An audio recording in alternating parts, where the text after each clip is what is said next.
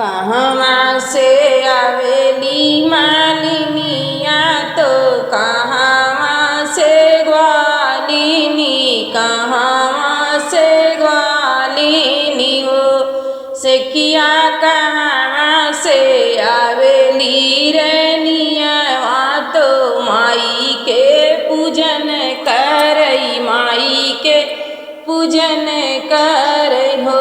सेखिया कहवा से आवेली रनिया माई कई पूजा करई, माई के पूजा करई हो। बगिया से आवेली मालिनिया गौशाला से ग्वालिनी, गौशाला से ग्वालिनी हो।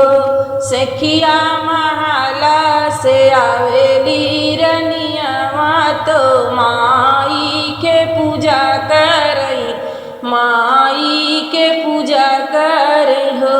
सेखिया महला से आवेली रनिया तो माई के पूजा करई, माई के पूजा करई हो।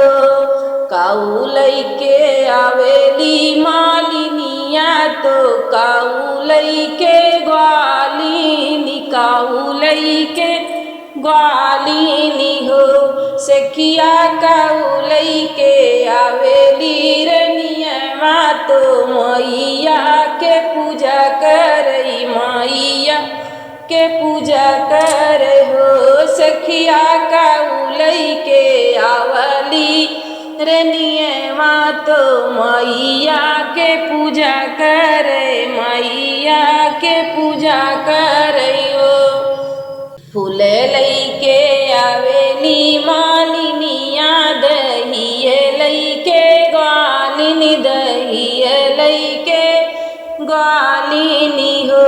सेखिया लालन लई के आवेली रनिया तो मैया के पूजा करई, मैया के पूजा करई हो।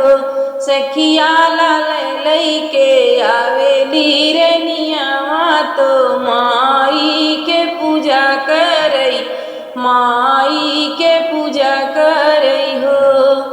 पूजी पाजी रानी खड़ी भैनी, उरी पौआ लागैनी, उरी पौआ लागई हो। मैया भरी मुख दियत्यु आशीष अमर रहै लालन हो।